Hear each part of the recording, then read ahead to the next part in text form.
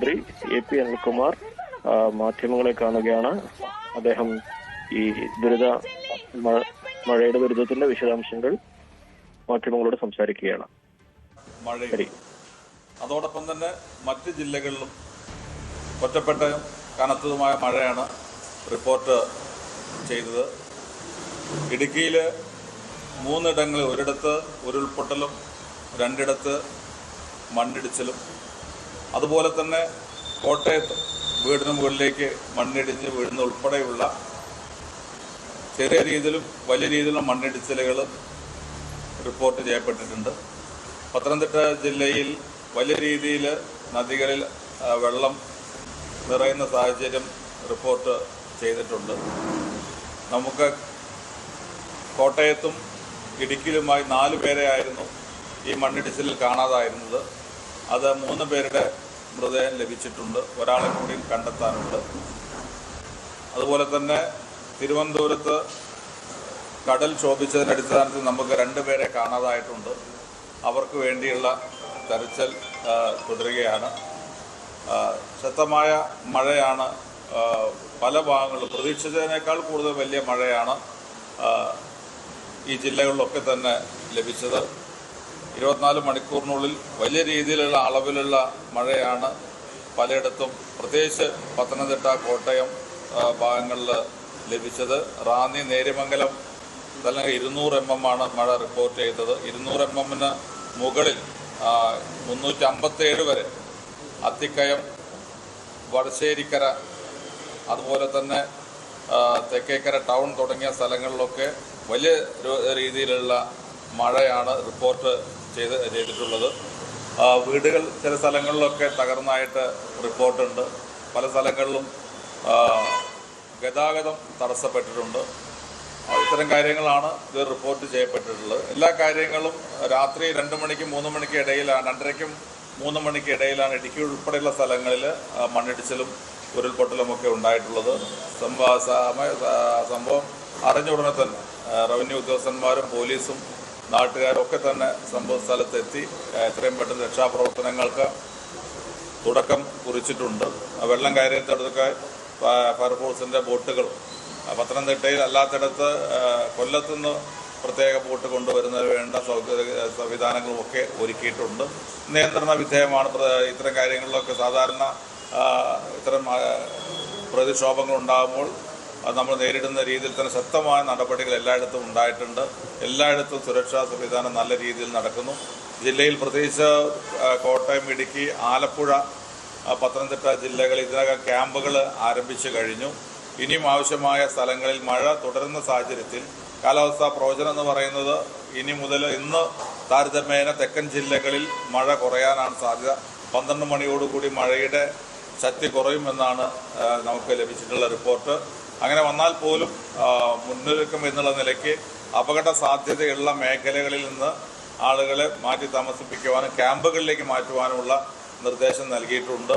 ഇടുക്കി, കോട്ടയം സ്ഥലങ്ങളിലുണ്ടായ മണ്ണിടിച്ചിലുമായി ബന്ധപ്പെട്ട് മുഖ്യമന്ത്രിയുടെ നിർദ്ദേശപ്രകാരം അനൂപ് ജേക്കബ്, സിവിൽ സപ്ലൈസ് വകുപ്പ് മന്ത്രി ശ്രീ അനൂപ് ജേക്കബ് അതിനെ ചുമതലപ്പെടുത്തിയിട്ടുണ്ട്. മുഖ്യമന്ത്രി നേരിട്ട് അദ്ദേഹത്തെ വിളിച്ച് ഈ സ്ഥലങ്ങളിലൊക്കെ പോകുവാനുള്ള നിർദ്ദേശം നൽകിയിട്ടുണ്ട്. മുഖ്യമന്ത്രി തന്നെ എല്ലാ കാര്യങ്ങളും, നമുക്ക് ആവശ്യമായ എല്ലാ സൗകര്യങ്ങളും ഫോഴ്സിന് ഉൾപ്പെടെ കോട്ടയം ജില്ലയിൽ NDRFൻ്റെ ഫോഴ്സ് വേണം എന്ന് ആവശ്യപ്പെട്ടിരുന്നു. അത് മുഖ്യമന്ത്രി നേരിട്ട് ഫോഴ്സ് അയച്ചു കൊടുക്കാനുള്ള നിർദ്ദേശം നൽകിയിട്ടുണ്ട്. പൊതുവെ എല്ലായിടത്തും വളരെ മഴയുടെ തോത് കുറയുന്നതാണെങ്കിൽ പോലും ശക്തമായ രീതിയിൽ തന്നെ മുന്നൊരുക്കങ്ങളും അപകടങ്ങൾ കുറയ്ക്കാനുള്ള നിർദ്ദേശവും തെക്കൻ ജില്ലകളിൽ നൽകിയിട്ടുണ്ട്. ഇന്ന് രാവിലെ മുതൽ വടക്കൻ മേഖലയിലായിരിക്കും മഴ എന്നാണ് റിപ്പോർട്ട് ചെയ്യപ്പെടുന്നത്. പ്രത്യേകിച്ച് തൃശ്ശൂർ മുതൽ ഇങ്ങോട്ട്, തൃശ്ശൂർ, മലപ്പുറം, കോഴിക്കോട്, കണ്ണൂർ തുടങ്ങിയ വയനാട് ഉൾപ്പെടെയുള്ള ഭാഗങ്ങളിൽ മഴ റിപ്പോർട്ട് ചെയ്തിട്ടുണ്ട്. ഈ ജില്ലകളിലൊക്കെ തന്നെ രാവിലെ 7 മണി മുതൽ തന്നെ റെഡ് അലർട്ട് കൊടുത്തിട്ടുണ്ട്. ഏതാണ്ട് 10-10:30 വരെയാണ് റെഡ് അലർട്ട് കൊടുത്തിട്ടുള്ളത്.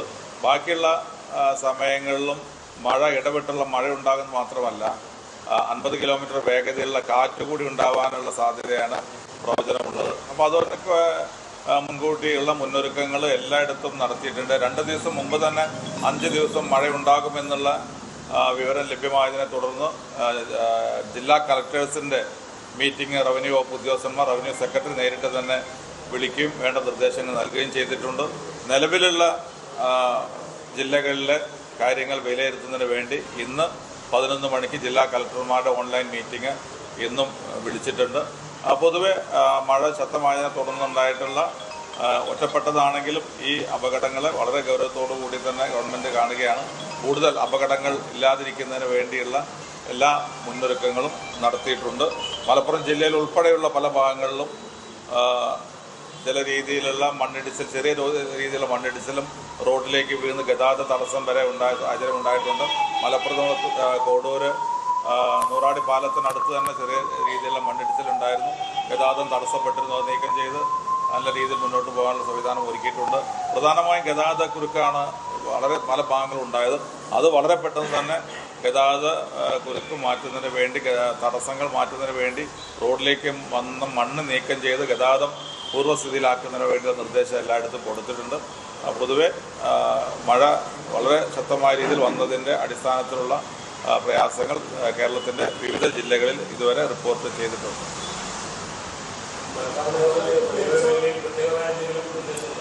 അല്ല, ഞാൻ പറഞ്ഞല്ലോ, മഴ 5 ദിവസം തുടർച്ചയായ മഴ കേരളത്തിലുണ്ടാകും എന്ന് കേന്ദ്ര കാലാവസ്ഥാ കേന്ദ്രത്തിൻ്റെയും സംസ്ഥാനത്തിൻ്റെയും റിപ്പോർട്ടുണ്ടായിരുന്നു. അതിൻ്റെ അടിസ്ഥാനത്തിൽ 2 ദിവസം മുമ്പ് തന്നെ ജില്ലാ കളക്ടർമാരുടെ യോഗം, ഓൺലൈൻ മീറ്റിംഗ് ചേർന്നിരുന്നു. റവന്യൂ സെക്രട്ടറി ഉൾപ്പെടെ അതിൽ പങ്കെടുത്തിരുന്നു. എല്ലാവർക്കും മഴയുടെ സാധ്യതയും മുന്നൊരുക്കങ്ങളും നടത്തണം എന്നുള്ള നിർദ്ദേശം നൽകിയിരുന്നു. സ്വാഭാവികമായും ഡിസാസ്റ്റർ മാനേജ്മെൻറ്റ് യോഗങ്ങൾ നേരത്തെ മുഖ്യമന്ത്രി തന്നെ വിളിച്ചു ചേർത്തിരുന്നു. അതിൻ്റെ ഭാഗമായി മഴയുടെ മൺസൂൺ സ്റ്റാർട്ട് ചെയ്യുമ്പോൾ തന്നെ എല്ലാ രീതിയിലുമുള്ള തയ്യാറെടുപ്പ് നമ്മൾ നടത്തിയിരുന്നു. എങ്കിൽ പോലും ഈ 5 ദിവസം മഴ മുന്നിൽ കണ്ടുകൊണ്ട് നമ്മൾ വീണ്ടും യോഗം ചേർന്ന് എല്ലാ ജില്ലാ കളക്ടേഴ്സിനും വിവരം നൽകിയിരുന്നു. ക്യാമ്പുകൾ ആരംഭിക്കാനുള്ള നിർദ്ദേശം തഹസിൽദാർമാർക്ക് നൽകിയിരുന്നു. വില്ലേജ് ഓഫീസർമാർക്ക് അതുമായി ബന്ധപ്പെട്ട് ഏത് സമയത്തും ക്യാമ്പ് ആരംഭിക്കേണ്ടി വന്നു കഴിഞ്ഞാൽ അതിനുള്ള തയ്യാറെടുപ്പ് ഉണ്ടാകണം എന്ന് പറഞ്ഞിരുന്നു. അതുകൊണ്ട് തന്നെ ഇന്ന് രാവിലെ മുതൽ തന്നെ, മഴ തുടങ്ങിയ മുതൽ തന്നെ ക്യാമ്പുകൾ പെട്ടെന്ന് നമുക്ക് പത്തനംതിട്ടയും കോട്ടയത്തും ഇടുക്കിയും ആലപ്പുഴയും ഉൾപ്പെടെ നമുക്ക് ആരംഭിക്കാൻ കഴിഞ്ഞത് അത്തരത്തിലുള്ള മുന്നൊരുക്കങ്ങൾ നേരത്തെ നടത്തിയതുകൊണ്ടാണ്. ഇന്നും നമ്മൾ ആ രീതിയിൽ കാര്യങ്ങൾ, എവിടെയാണോ ക്യാമ്പുകൾ ആവശ്യമുള്ളത്, എവിടെയാണ് ആളുകളെ സുരക്ഷിത കേന്ദ്രങ്ങളിലേക്ക് മാറ്റി പാർപ്പിക്കേണ്ടത്, അവരെ മാറ്റി പാർപ്പിക്കാനുള്ള നടപടികൾ എടുത്തിട്ടുണ്ട്, നിർദ്ദേശം നൽകിയിട്ടുണ്ട്.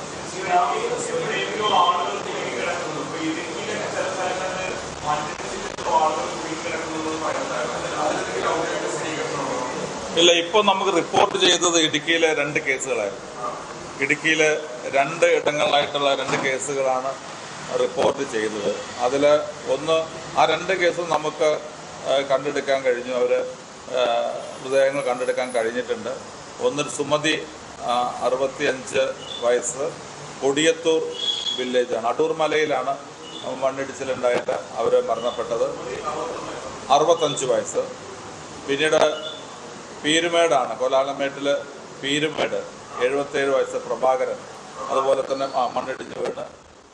റവന്യൂ മന്ത്രി AP അനിൽകുമാറാണ് മാധ്യമങ്ങളെ കണ്ടത്. അദ്ദേഹം കൃത്യമായി തന്നെ കാര്യങ്ങൾ വിശദീകരിക്കുന്നുണ്ട്. പ്രത്യേകിച്ച് 12 ഇപ്പോൾ ശക്തമായ മഴ പെയ്യുന്നൊരു സാഹചര്യം ഉണ്ടാകുന്നില്ല, 12 മണി വരെ അങ്ങനെ ഒരു സാഹചര്യത്തിലേക്ക് നീങ്ങുന്നില്ല എന്നുള്ളതാണ്. പക്ഷെ എന്നാൽ പോലും ക്യാമ്പുകൾ പലയിടങ്ങളിലായി സ്ഥാപിച്ചിട്ടുണ്ടെന്നും മന്ത്രി പറയുന്നുണ്ട്, വിശദീകരിക്കുകയായിരുന്നു മന്ത്രി നിലവിലത്തെ സാഹചര്യം. ഇന്നലെ പുലർച്ചെ മുതൽ തുടങ്ങിയ മഴയാണ്, അർദ്ധരാത്രി മുതൽ തുടങ്ങിയ മഴ, പ്രത്യേകിച്ച് 2-3 മണിക്കൂറുകൾ അതിശക്തമായ മഴ പെയ്യുന്നൊരു സാഹചര്യം ഉണ്ടായി എന്നൊക്കെയാണ് അദ്ദേഹം വിശദീകരിക്കുന്നത്. കൂടുതൽ വാർത്തകൾക്ക് News 18 Keralam YouTube channel subscribe ചെയ്യുക.